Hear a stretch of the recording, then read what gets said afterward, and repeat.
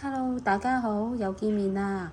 我上次咧介紹咗咧就係雲南嘅手工皂啦，好天然嘅。咁今次咧我就介紹呢個新疆嘅，亦都係天然嘅精油手工皂。咁我攞咗嘅時候咧，就發覺咧佢咧係好香嘅。咁我唔知道佢用一啲，當然係一啲精油啦，但係點解咁香嘅咧？咁同埋我打開嘅時候咧，我都發覺咧佢嘅包裝都係幾好嘅。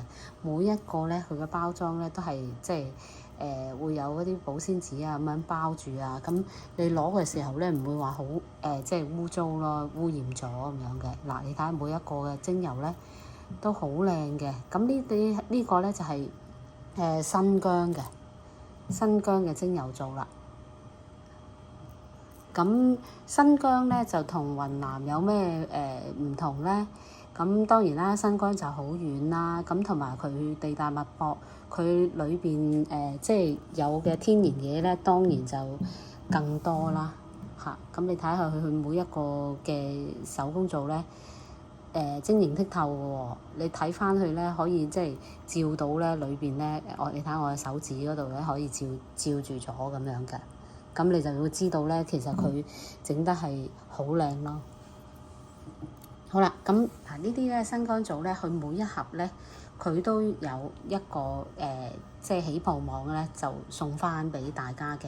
咁即係話你買每一盒咧，裏邊佢已經放咗一個起泡網喺裏邊㗎啦。咁亦都唔需要話用完之後又再洗啊或者咩。咁你當然啦，起泡網咧係可以啦，用完再用嘅。咁或者你送俾人嘅時候，你可以一個起泡網加一個盒包住個精油皂啊。咁人哋感覺咧就係又開心啦，又有信心去用呢啲咁嘅精油手工皂啦。咁我今日咧就講呢個咧係新疆㗎啦。咁下一次咧我就話俾大家聽咧，有另外一啲嘅唔同喺唔同嘅地方啦，佢裏邊有啲唔同成分嘅手工皂嘅。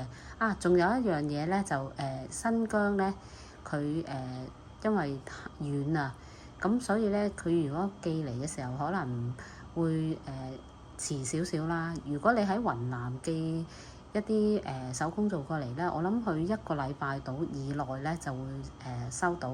咁如果你係喺新疆喺呢度訂咧，我相信可能1個半啦，你預10日到啦，先至可以會寄嚟嘅。不過如果你哋唔趕嘅話咧，你中意呢啲咁嘅手工皂咧，咁當然就冇所謂啦，晏遲少少啊都唔緊要嘅。好，咁我今日講到呢度啦，拜拜。